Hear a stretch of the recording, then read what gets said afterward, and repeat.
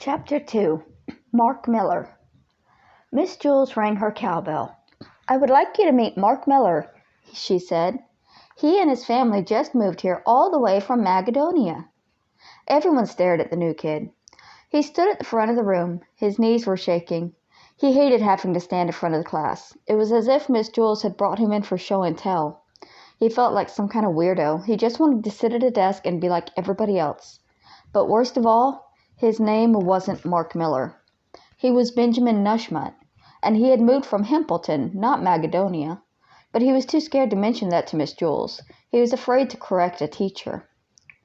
"Why don't you tell the class a little bit about yourself, Mark?" suggested Miss Jules. Benjamin didn't know what to say. He wished he really was Mark Miller. Mark Miller probably wouldn't be scared, he thought. He'd probably have lots to say. Everyone would like him. Nobody would think Mark Miller was weird. "Well, I guess we'd better find you a place to sit," said Miss Jules. She put him at an empty desk between Todd and Bebe. "Hi, Mark," said Todd. "I'm Todd. You'll like Miss Jules. She's the nicest teacher in the school." "Todd, no talking," said Miss Jules. "Go write your name on the blackboard under the word discipline." "Hi, Mark," said Bebe. "I'm Bebe Gunn." "Hi," Benjamin said quietly. He decided he'd have to tell Miss Jules his real name at recess. He cringed. He didn't know why, but for some reason he had trouble saying his own name.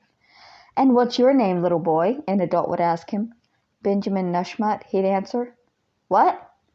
Benjamin Nushmut? What? Benjamin Nushmut. What?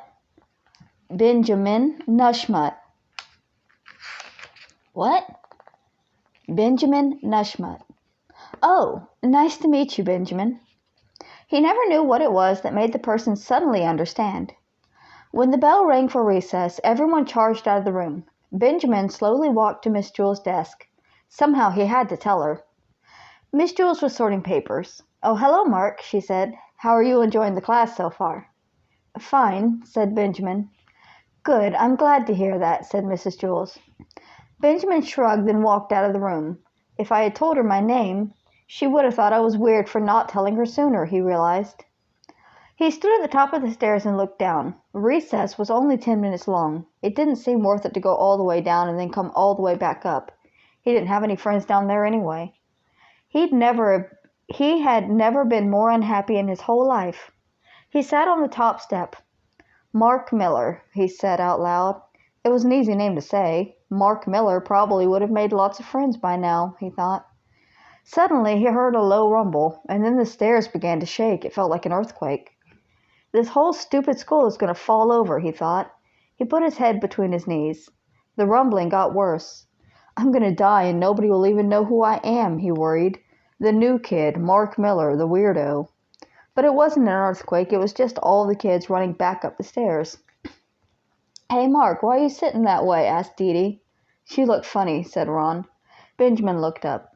"How come you weren't at recess?" asked Jason. "We looked everywhere for you."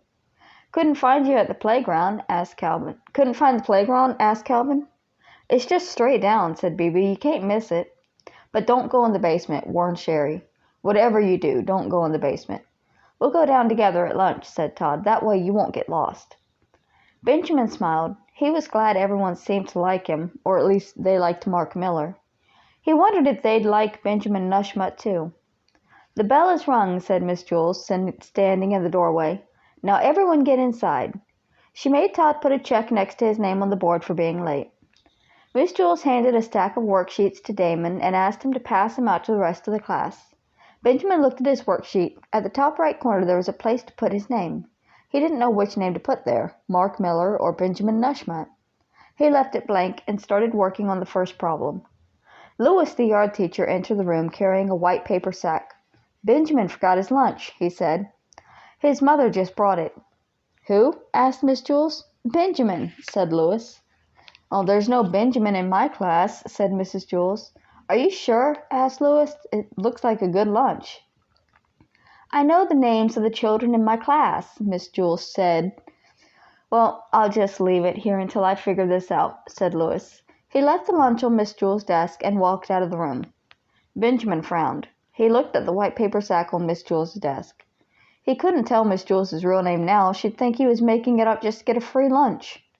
He wrote Mark Miller at the top of the worksheet, but one of these days he knew he'd have to tell her his real name.